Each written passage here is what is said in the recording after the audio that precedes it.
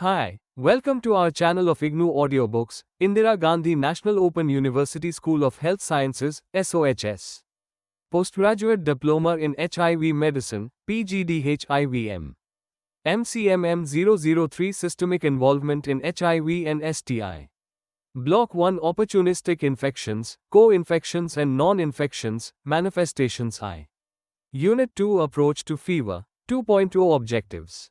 After completing this unit, you should be able to list the common causes of fever in people living with H1V, PLHIV. List the clinical features of common illnesses presenting with fever in PLHIV. And formulate a rational approach to diagnosis and treatment of febrile illnesses in PLHIV.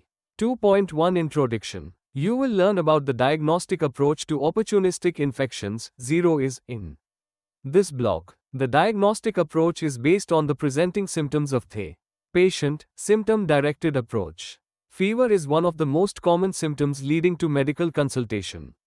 All of us get to see patients presenting with fever quite often. The vast majority of short-duration febrile illnesses have a benign course, resolving with symptomatic treatment only. However, a minority can become seriously ill. Your task is to distinguish the threatening from the trivial. In some patients, fever persists without obvious clues about the underlying cause. These cases with prolonged fever, where the diagnosis remains unknown, are termed fever of unknown origin, FUO. The distinction between fevers of short and those of longer duration is important in considering diagnostic possibilities. FUO in people living with IDV infection, PLLLV, is usually due to an opportunistic infection, especially in the setting of advanced immunodeficiency. Acute febrile illnesses, AFI. In this section, we will discuss the diagnostic approach in patients who present with fever, oral temperature greater than 101 degrees Fahrenheit which has been present for less than 15 days. You can divide these patients into two broad groups. 1. Patients with AFI and symptoms suggestive of infection localized to a specific organ, localizing symptoms. Some examples are A. Acute sinusitis, B. Tonsillopharyngitis, C. Pneumonia, D. Urinary tract infection, pyelonephritis, A. Cellulitis, infection of skin and subcutaneous tissue, F. Meningitis. 2. Undifferentiated fevers. These patients present with AFI and constitutional symptoms like headache, body ache, loss of appetite, nausea, fatigue etc., and no localizing symptoms. Some examples are A. Chikungunya fever, B. Influenza, C. Dengue fever, D. Malaria, A. Rickettsial infections, scrub typhus, spotted fever, F. Leptospirosis, G. Typhoid and paratyphoid fever. As you have already learned in the previous block on natural history of HIV infection, the hallmark of untreated IDV infection is severe immunodeficiency due to the loss of CD4 T lymphocytes, CD4 cells, which predisposes PLIDV to opportunistic infections, OIs.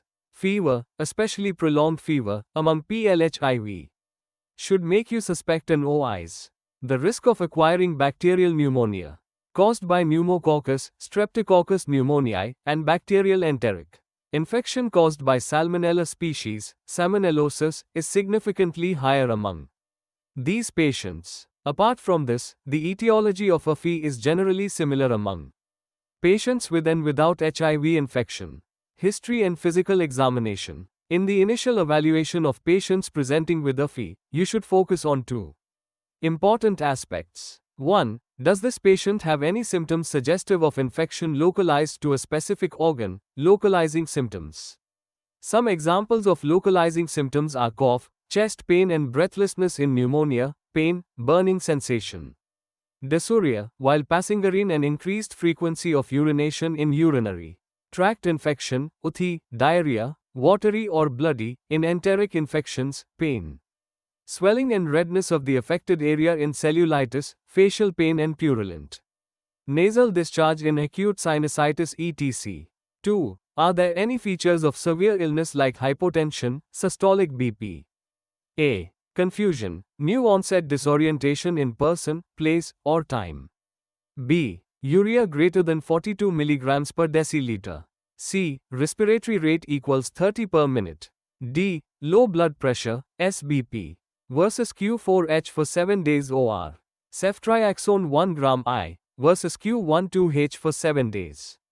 C. CURB65 score 3. Ceftriaxone 1 gram I. Versus Q12H azithromycin 500 mg I. Versus ODX 7 to 14 days. Salmonellosis, Salmonella species other than Salmonella typhi and paratyphi. Non-typhoidal Salmonella, NTS, can cause serious and recurrent infections. Among PLHIY, NTS infections are acquired by ingestion of contaminated food. These patients present with fever, diarrhea, watery or bloody, and abdominal pain. The serious complications include bacteremia and focal infections like liver abscess, splenic abscess, septic arthritis, osteomyelitis, etc. The diagnosis can be confirmed by culture of stool, blood or pus from affected site. Treatment includes appropriate antibiotics, a fluoroquinolone like ciprofloxacin or a third generation, cephalosporin like ceftriaxone, and surgical drainage of abscesses. Malaria, every patient with acute undifferentiated fever should have tests done. Peripheral smear or rapid test to rule out malaria. Patients with falciparum, malaria or mixed infection should be further evaluated for features of severe malaria, e.g., cerebral malaria, respiratory failure, renal failure, shock, disseminated intravascular coagulation, severe anemia, etc.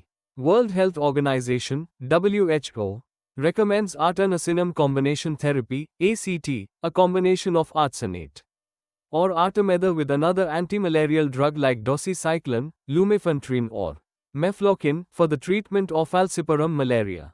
WHO recommendations for treatment of severe falciparum malaria. Arsenate 2.4 mg per kilogram I versus given as a bolus at 0, 12, and 24 hours, and then once daily. Doxycycline 100 mg p. O. Q12H. Give I versus arsenate for a minimum of 24 hours and then switch to P.O. therapy when patient can tolerate oral therapy. Complete treatment by giving a complete course of arsenate doxycycline for 7 days or artemether 20 mg, lumefantrine 120 mg. CO formulated tablets, 4 tablets bid for 3 days. Dengue. These patients present with fever, severe body pain and a diffuse rash. Picture, over the trunk and extremities. Presence of bleeding, petechiae. Gum bleeds, nose bleeds, etc., and hypotension is seen in severe dengue. Lab tests reveal leukopenia, thrombocytopenia and abnormal liver function tests, elevated transaminases, AST and ALT. The diagnosis can be confirmed by serology. Treatment consists of antipyretics, prompt and meticulous fluid replacement and transfusions when there is severe thrombocytopenia and hemorrhage. Aspirin should be avoided in these patients. Fever of unknown origin, FUO. In this section, you will learn about the causes and approach to diagnosis of prolonged fever among PLHIV. Definition: fever, documented oral temperature greater than 101 degrees F on several occasions, persisting for at least 21 days with no cause identified despite a detailed history. Physical examination and investigations, including blood cultures, is termed FUO. The causes may be broadly divided into big three, of FUO categories. 1. Infections, e.g., tuberculosis, brucellosis, and infective endocarditis. 2. Neoplasms, e.g., lymphoma, renal cell carcinoma, and 3. Autoimmune inflammatory conditions, a.g., systemic lupus erythematosus, Still's diseases, and systemic vasculitis. In India, infections, especially extrapulmonary tuberculosis, TB, is the most common cause of FUO, even among immunocompetent individuals. Among PLV, the etiology of FUO is dependent on the stage of HIV infection and CD4 cell counts. In the early stages of HIV infection, prolonged fever may be due to an acute seroconverting illness or virulent infections such as tuberculosis, bacterial pneumonia, or typhoid fever. In later stages of disease, prolonged fever may be Due to opportunistic infections, OIs, such as cryptococcosis or toxoplasmosis. Non-infectious causes of fever are less common and include malignancies and drug fever. Extrapulmonary TB remains the commonest cause of FUO among PLHIV in our setting. The following figure gives the frequency of various causes of prolonged fever among PLHIV from India. Now let us discuss the diagnostic approach in PLHIV presenting with prolonged fever. The evaluation is guided by 1. Severity of immunodeficiency, as indicated by the CD4 cell counts or clinical clues. 2. Geographical location of the patient. 3. History of prophylactic treatment. And 4. The presenting symptoms. Table 2.1 Correlation of CD4 cell counts and etiology of FUO in PLHIV. CD4 counts, etiology of fever. Less than 500. Acute retroviral syndrome, seroconverting illness. Causes of fever in non-immunocompromised patient. 200 to 500 bacterial pneumonia. Tuberculosis, pulmonary and extrapulmonary. Lymphomas. Bacterial enteric infections, salmonellosis. Greater than 200, pneumocystis pneumonia, PCP. Cryptococcosis, toxoplasmosis, disseminated histoplasmosis, tuberculosis, extrapulmonary and disseminated. Disseminated penicilliosis, greater than 50 disseminated cytomegalovirus, CMV, infection. Disseminated Mycobacterium avium complex, MAC, infection. Major opportunistic infections are uncommon among PLHIV with CD4 counts greater than 200 cells, UL, and rare when the CD4 counts are greater than 350 cells, UL. Previous diagnosis of major O1, presence of wasting, oral thrush and oral hairy leukoplakia. Clinical clues which suggest severe immunodeficiency when the CD4 cell counts are not available. PLHIV receiving cotrimoxazole prophylaxis are unlikely to develop PCP or toxoplasmosis.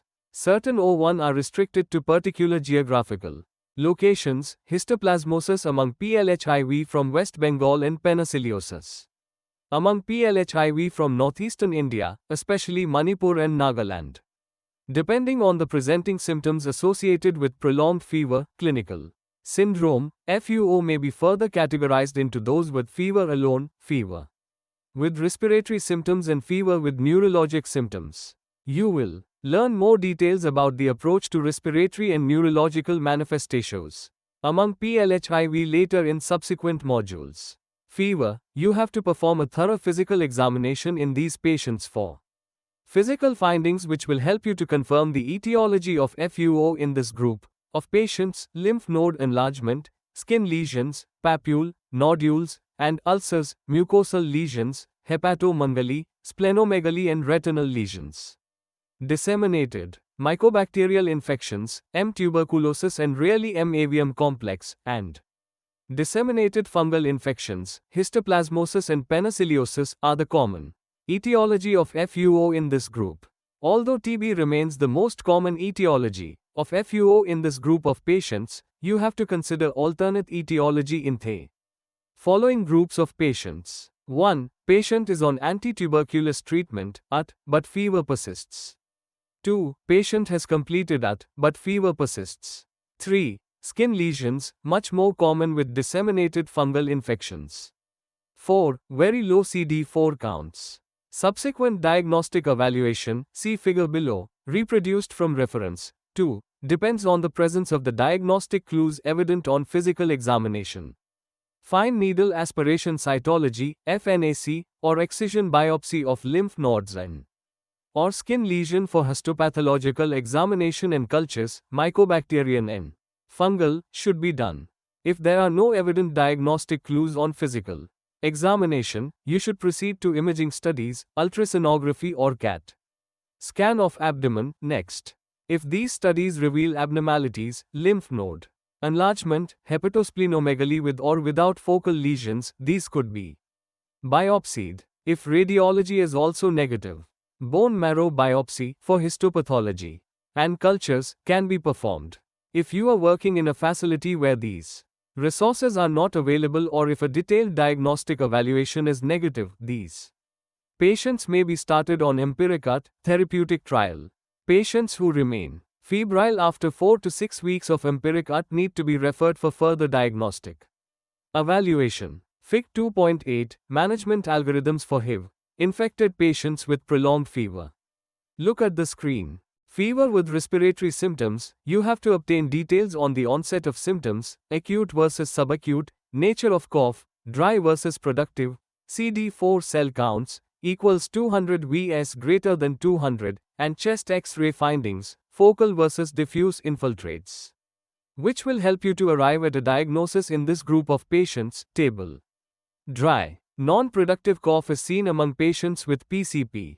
Cough with purulent expectoration is seen in bacterial pneumonia, pulmonary TB and pulmonary nocardiosis. The chest X-ray shows bilaterally diffuse infiltrates in PCP, while focal infiltrates are seen in TB, nocardiosis, aspergillosis, lymphoma, etc. Pleural effusion is seen in TB, nocardiosis and lymphoma. Fever with neurological symptoms. The common conditions you have to consider as the etiology for prolonged fever in this group of patients are cryptococcal meningitis, TB meningitis, cerebral toxoplasmosis, headache, indicating raised intracranial pressure, is the predominant symptom accompanying fever in these patients. They may also have drowsiness, disorientation, papilledema, focal neurological deficits, aphasia, hemiplegia etc. and neck stiffness. Patients with papilledema and focal neurological deficits need CAT scan of brain to rule out lesions like toxoplasmosis.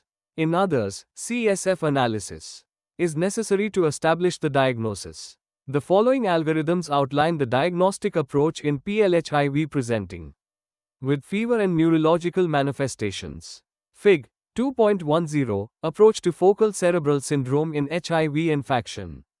Look at the screen. 2.6 Summary. You have now learned the approach towards diagnosis and management of pleural HLV presenting with fever. Further evaluation in these patients is based on duration of fever, associated symptoms and signs, physical findings, CD4 cell counts. You have learned to use these clues and algorithms to help you to come to a definite way diagnosis in these patients. Such an approach will help you to come up with a list of most likely etiology, order appropriate lab tests and plan therapy. Thank you.